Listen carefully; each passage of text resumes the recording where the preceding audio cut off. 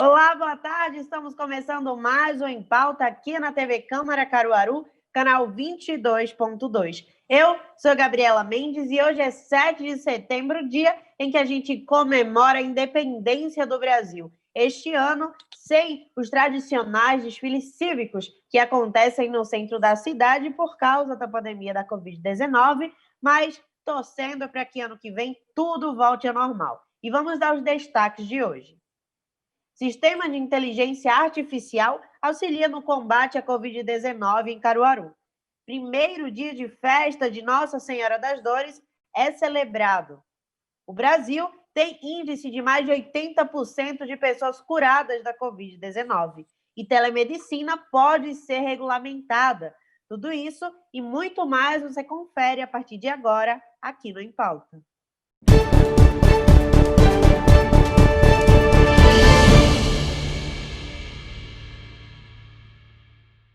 E Caruaru ganhou mais uma ferramenta para auxiliar no combate ao novo coronavírus. É um sistema de inteligência artificial que pode ser acessado por meio do site da Secretaria de Saúde. O secretário de Saúde de Caruaru, Francisco Santos, explica melhor como o sistema funciona.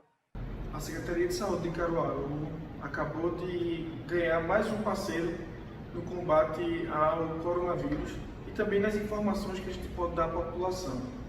Recentemente a gente fechou uma parceria com o Instituto Votorantim e Caruaru é uma das 10 cidades do Brasil que vai utilizar uma ferramenta de acompanhamento e também de informação sobre o coronavírus.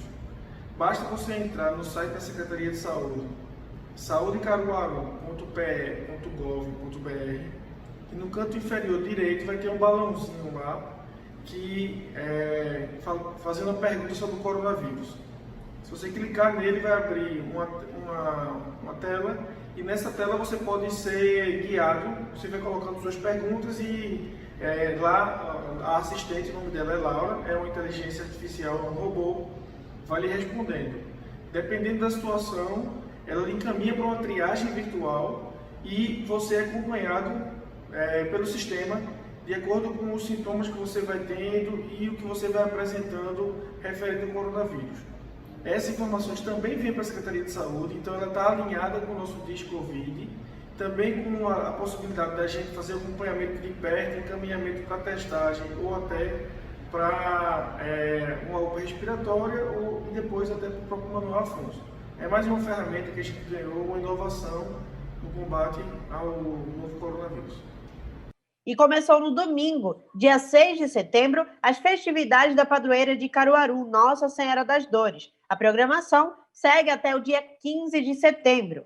E a imagem da santa percorreu vários bairros da cidade até chegar à catedral. A gente consegue acompanhar aí imagens do primeiro dia das festividades. O bispo emérito Dom Bernardino Marquió presidiu a missa e falou sobre o primeiro dia do evento. Foi muito bonito, muito solene, né?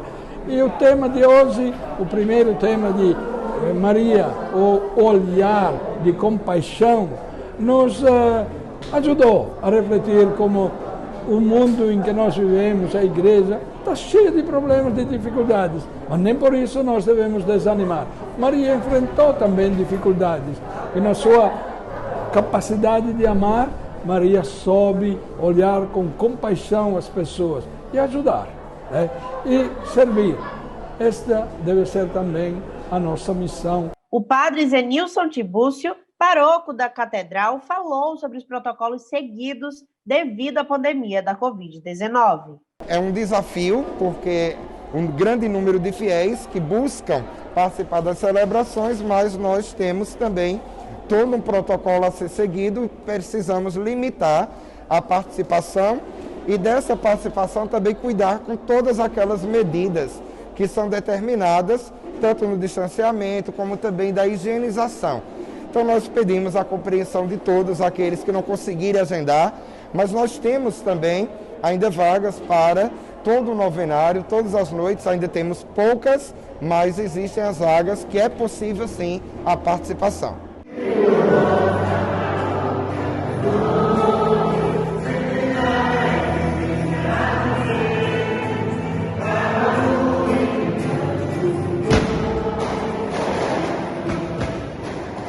só para reforçar, quem quiser participar das celebrações, será necessário agendar previamente pelo telefone 81-3721-1642 ou ainda pelo Facebook ou Instagram da Catedral de Caruaru.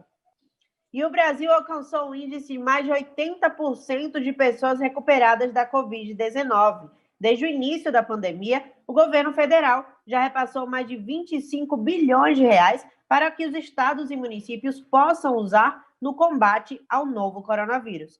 Você confere agora na reportagem da TV Brasil. Desde o início da pandemia do novo coronavírus, já foram habilitados quase 12.700 leitos de UTI exclusivos para o tratamento contra a Covid-19. Mais de 10.800 ventiladores pulmonares foram comprados e distribuídos, assim como mais de 255 milhões de equipamentos de proteção individual. Mais de 3.000 centros de atendimento e 91 centros comunitários foram credenciados para o tratamento da doença. 14,4 milhões de testes diagnósticos já foram entregues em todas as regiões do país, 12,4 milhões deles já realizados. O governo federal já distribuiu por todo o Brasil mais de 20 milhões de unidades de medicamentos, entre os usados para intubação e cloroquina ou hidroxicloroquina. Nosso estoque de cloroquina, ele está zerado e que nós estamos distribuindo, mediante demanda, a hidroxicloroquina que nos foi doada pelos Estados Unidos, pelo laboratório Novartis. A saúde indígena também recebeu atenção. Foram enviados aos distritos indígenas 2,2 milhões de equipamentos de proteção individual, insumos e testes rápidos.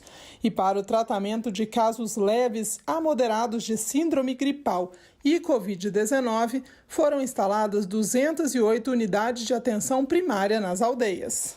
Essa estratégia prevê, na realidade, um suporte de oxigênio e atendimento 24 horas, além de propiciar aos indígenas aldeados a permanência dos mesmos nas aldeias. Então, é uma importante estratégia que foi condicionada para dar mais conforto e uma atenção mais especializada para o combate dessas complicações.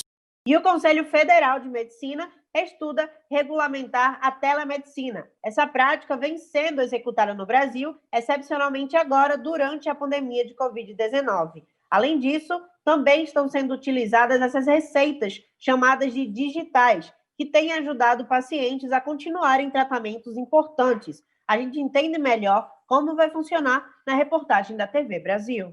Com o isolamento social por causa do novo coronavírus, a forma de atender o paciente teve que ser readaptada. Com a ajuda da tecnologia, é possível dar assistência à distância.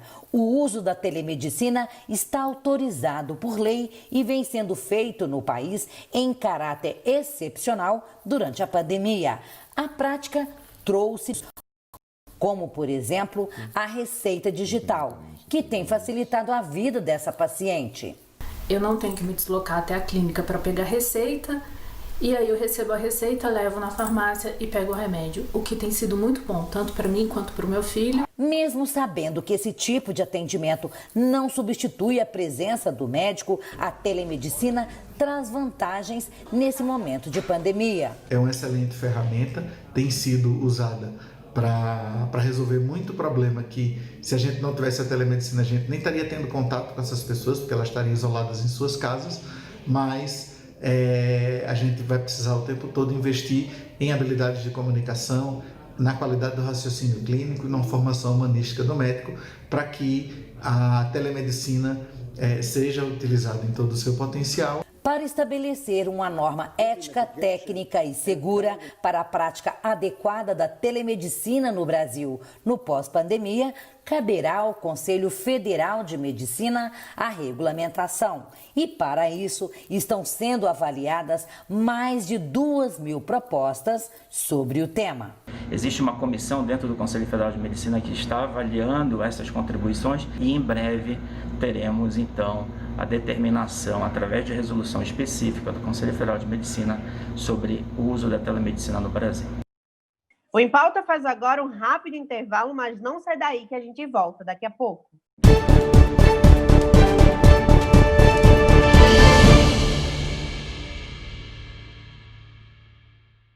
Já estamos de volta em pauta e você confere agora uma entrevista que a gente fez na semana passada sobre como comprar de forma segura online. Vamos conferir. Kaique Ranes, diretor do Instituto Nordeste de Defesa ao Consumidor, seja muito bem-vindo à TV Câmara para a gente tratar deste assunto tão importante, né? Já que as vendas online cresceram muito durante a pandemia. E no contexto imposto, pela primeira vez, fez com que muitas empresas se adequassem, né, à lógica das vendas online, que é uma modalidade bastante crescente nos últimos meses, como eu falei, né? E quais os quesitos que você destacaria como importantes na hora de garantir uma compra segura pela internet? Mais uma vez, seja muito bem-vinda, muito bem-vindo à TV Câmara. Olá, Gabriela. Olá, os telespectadores da TV Câmara. É um privilégio, é um prazer estarmos com vocês. E já pegando sua deixa, eu gostaria de dizer que as compras online, elas trazem as facilidades, mas também trazem os cuidados. Então, o consumidor, ele precisa estar um pouco mais antenado, apesar de ser um consumidor muito mais conectado, mais empoderado, com acesso mais fácil hoje aos meios digitais, aos meios de compra, ele também precisa levar em consideração alguns cuidados básicos. Eu vou citar algumas dicas principais aqui, como, por exemplo, você escolher sites que sejam confiáveis. Como é que eu escolho isso, Gabriela? Como é que o consumidor que está conosco, nos assistindo, nos dando privilégio com sua audiência aqui na TV Câmara, ele precisa observar alguns pontos específicos. Por exemplo, quando você acessar o Google, que é um dos maiores sites de busca do país, você vai ver que na aba tem um cadeadozinho. Esse cadeado significa que aquele site ele é protegido. Então, se você, Gabriela, ou você, consumidor que nos assiste, se você não prestou atenção nesse detalhe, comece a observar os próximos sites que você acessa. Se ele tiver aquele cadeadozinho na aba esquerda, antes de você colocar o dígito ou o www e o endereço que você pretende procurar, você observa esse cadeado. Isso é uma dica muito interessante. A outra coisa, você procurar saber se esse site ele possui reclamações. Onde é que eu encontro isso, Gabriela? Existe um site que é o Reclame Aqui. Hoje, eu acredito que seja um dos melhores canais de comunicação para você fazer uma pré-análise da empresa que você pretende comprar no mundo digital. Então, você vai lá no Reclame Aqui, coloca o nome da empresa pretendida e você faz uma avaliação geral da situação daquela empresa. É importante também dizer que algumas empresas elas possuem reclamações, mas o índice de resolução ele é muito alto. Então, você também precisa avaliar naquele momento. Tratando-se de um país tão grande como o Brasil, não é fácil você comprar de alguma empresa que ela tenha zero de reclamações. Só se for uma empresa muito nova, né, que esteja no mercado há pouquíssimo tempo, então o consumidor também ele precisa fazer essa análise, ter essa percepção de que se aquela empresa ela tem algumas reclamações, mas ela resolve, e qual é o feedback que aqueles consumidores, que aqueles clientes dão a respeito do problema que eles tiveram com aquela determinada empresa. A outra coisa também, você tem que buscar referências. Eu estou com vontade de comprar um smartphone, de comprar aquela TV para minha mãe, para o meu pai, trocar algum eletroeletrônico ou eletrodoméstico de casa. Nada melhor do que você buscar referência de amigos e familiares que já compraram pela internet e que possam te indicar uma empresa séria. A outra coisa também, você precisa levar em consideração, consumidor e Gabriela, se essa empresa ela tem no site dela, na página, né, na página de vendas online, na loja virtual, se ela tem um saque, se ela tem um canal de atendimento. Essa é uma dica muito importante que quando a gente for falar daqui a pouco sobre os direitos, vocês vão conseguir conectar a importância da empresa ter um saque, ter um canal direto com o consumidor. A outra coisa, você também evite revelar a sua senha do cartão de crédito. Apesar de, dependendo da forma que você vai comprar, é preciso que você coloque o código verificador, o código de segurança, aqueles 3 números sagrados que estão no verso do cartão. Mas não passe sua senha. A sua senha é confidencial, ela é só sua. E não utilizem computadores públicos. Evitem fazer compras em lan houses ou em espaços públicos que forneçam o acesso à internet. Apesar da internet ser uma rede, também evitem redes públicas para adquirir produtos ou serviços pela internet. O que é uma rede pública? Por exemplo, uma praça de um shopping, você está em uma cidade onde há um Wi-Fi gratuito, você chega em um local público e lá tem uma rede de Wi-Fi disponível. Cuidado! Às vezes pode ser alguém mal intencionado que está fornecendo uma rede com o objetivo principal de capturar os dados dos clientes. Muito importante a dica, né? Então, vamos falar, com relação às redes sociais, né? Elas vêm ajudando muito na divulgação de produtos e também das marcas, que muitas vezes não são negócios formalmente constituídos, né? E essas plataformas acabam sendo local de publicidade para comerciantes informais e também os pequenos empreendedores. E aí eu queria saber, pensando nisso, explica para a gente se há relação entre o consumidor e o trabalhador informal é protegida, né, pelo Código de Defesa do Consumidor, ou se existe outro dispositivo que rege essa relação aí comercial. Essa sua pergunta ela é muito pertinente. Gabriela, o Código de Defesa do Consumidor, ele diz que o fornecedor é aquele que exerce a sua função com habitualidade. O que é isso? Digamos que eu, Kaique, venda para você, Gabriela, um anel de formatura. Eu tenho um anel da minha mãe, que ela não usa mais, e eu te vendo esse anel. Mas eu vendo isso de forma esporádica e uma única vez. A nossa relação aqui, ela não é de consumo, ela é uma relação civil, ela é uma relação contratual. Então, essa nossa relação ela é protegida pelo Código Civil. Já aquele que exerce a função com habitualidade, que é isso, mesmo que seja informal, mas ele faz isso de forma recorrente, ele usa essa prática de vendas no seu cotidiano. Então, essa relação, ela é sim protegida pelo Código Civil. Pelo Código de Defesa do Consumidor. Não impede, obviamente não impede, as implicações penais também previstas no Código de Defesa do Consumidor, as implicações cíveis, ou seja, a relação de consumo, ela está de um lado um consumidor e um fornecedor. O consumidor é todo aquele, Gabriela, que utiliza o produto ou serviço como destinatário final. É importante também dizer isso, que o Código de Defesa do Consumidor, ele também faz essa diferenciação. Aquele cliente que compra de um fornecedor para revender para terceiros, ele não se encaixa, via de regra, existem algumas exceções que eu acho que não seria nem pertinente a gente tratar aqui, via de regra, ele não é consumidor. Ou seja, se eu compro de você com o objetivo de vender para outras pessoas, eu também me encaixo na relação como fornecedor. Agora, quando eu utilizo o produto ou serviço como destinatário final para o meu uso ou para o uso da minha família, eu estou protegido pelo Código de Defesa do Consumidor. Entendi. Então, ainda falando com relação às redes sociais, essa comercialização dos produtos nas redes sociais, né, a gente tem o conhecido preço por inbox, né, manda aquele direct. Então, eu queria saber se isso é considerado legal ou ilegal sobre o olhar do Código de Defesa do Consumidor.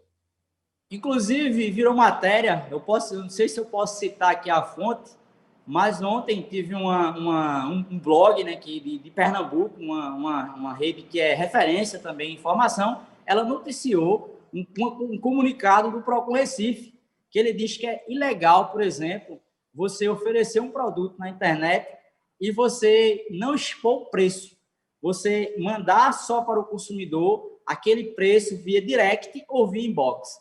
Então, o Procon Recife, ele orienta essa prática como uma prática ilegal que está prevista no Código de Defesa do Consumidor. Exemplo, se você vai numa loja física, é obrigatório que o dono da loja ele forneça as informações de preço, de especificidade do produto, e por que não fazer isso também nas redes sociais? Então, fica a dica, não só para o consumidor, mas também para você que está nos assistindo, que vende pela internet nesse momento de crise, né, Gabriela? Nós sabemos o quanto o mundo digital tem ajudado famílias a passarem por esse desafio. Não é fácil, Então, respeitem as regras, respeitem os consumidores, busquem estar conectados e antenados. E lembrem-se, nós estamos vivendo a era de transformação digital, onde temos, de um lado, um consumidor muito mais inteligente, muito mais sábio. Então, as empresas que violam os direitos dos consumidores são empresas que elas tendem a estarem fora do mercado nos próximos anos. As pessoas buscam hoje, Gabriela, uma experiência. Então, quando eu busco uma experiência, ela tem que ser perfeita. O fornecedor, agora é a dica para o fornecedor, para você vendedor, informal ou formal, busquem tratar o bem mais precioso que você possui. Não é o seu produto, nem é o seu serviço, é o seu cliente, é o seu consumidor. Vivemos na era das experiências. Busquem serem os melhores possíveis, tratarem com excelência e, claro, respeitar também a legislação vigente no Brasil, que é o Código de Defesa do Consumidor. Verdade, hashtag fica a dica aí, dicas muito importantes. Kaique, como a gente deve proceder, né, caso eu faça uma compra online e o meu produto não foi entregue, o que é que eu faço? Vamos lá. Primeira coisa, de novo, lembra lá atrás que eu falei que precisava você avaliar se essa empresa tem um saque, se ela tem um canal de atendimento, se ela tem um WhatsApp. Eu preciso guardar, até printar a tela hoje. Quando a gente está tratando aqui, por exemplo, estou conversando com você via smartphone. Então, um print da tela aqui nosso vai representar no meu stories daqui a pouco, se eu quiser postar, que eu estive com você, que eu estive com Gabriela na TV Câmara em uma entrevista. A mesma coisa o consumidor pode fazer isso na hora de escolher um produto ou um serviço. Ele pode fazer um print da tela, ele pode guardar um panfleto, ele pode guardar um e-mail, ele pode verificar o canal de atendimento que aquela empresa tem. Ele tem duas opções: ou exigir o cumprimento forçado daquela oferta, previsto no artigo 35 do Código de Defesa do Consumidor, ou pedir a desistência da compra. Aqui, Gabriela, vale uma polêmica. Vamos polemizar um pouquinho. Digamos que eu compre um produto ou um serviço em uma data comemorativa especial, em que eu queira presentear alguém e esse produto não chega. Isso gera, no mínimo, um constrangimento. Então, há algumas jurisprudências que entendem que esse constrangimento ele é passível de dano, mas isso não pode ser feito administrativamente, tem que ser feito via juizado especial. A dica também é poderosa: para você acionar o juizado especial, dependendo do valor da causa, você não precisa de advogado. Ou seja, o consumidor pode ir espontaneamente, com horário previamente agendado, em virtude da pandemia, e recorrer ao seu direito de ser reparado pelo constrangimento que ele sofreu. Muito importante. Então, para a gente finalizar, fala para mim rapidinho quais são as denúncias mais frequentes, né, nessa realidade que a gente está vivenciando de compras online. Eu acredito que as denúncias mais frequentes realmente hoje sejam os golpes, né? As pessoas precisam entender também, tratando agora de novo, outra dica poderosa: aquele consumidor ele precisa estar atento às ofertas mirabolantes. Não acreditem em receitas mágicas que vão te presentear, que vão te favorecer com coisas que sejam desproporcionais do mercado. Se você sabe que um produto ele tem um preço médio no mercado de R$500, se você vê esse produto a R$ 59,90, é bom que você desconfie. Então, Gabriela, de um lado nós temos algumas empresas, alguns negócios, algumas pessoas que se favorecem, né, dessa comodidade que é comprar pela internet, que utilizam também da fragilidade dos clientes, mas, de outro lado, nós temos os nossos queridos consumidores, os nossos telespectadores, que às vezes se deixam levar por suas emoções, buscando os favorecimentos. Então, a dica é essa. Eu acredito que hoje o principal problema que a gente tem na internet é esse. São as compras que não chegam porque elas foram feitas desde o início de forma fraudulenta. Verdade. Kaique Hannes, muito obrigada pela sua participação. Seja sempre muito bem-vindo ao Em Pauta e obrigado pelo bate-papo e pelos esclarecimentos tão importantes. Eu que agradeço a você, Gabriela, e a todo telespectador da TV Câmara. Foi um privilégio estar com vocês e fica a dica, prestem atenção, abusem e usem os seus direitos, mas, claro, evite sempre utilizá-los. Um grande abraço a todos. Até a próxima. Este foi o Em Pauta de hoje. A gente fica por aqui, mas volta quarta-feira no mesmo horário, ao 12h45. E lembrando que você que assiste a TV Câmara pode nos ajudar a construir a programação através das redes sociais. No Facebook e no Instagram somos TV Câmara Caruaru. No YouTube você pode ver e rever os nossos programas também, TV Câmara Caruaru. Um abraço e até a próxima!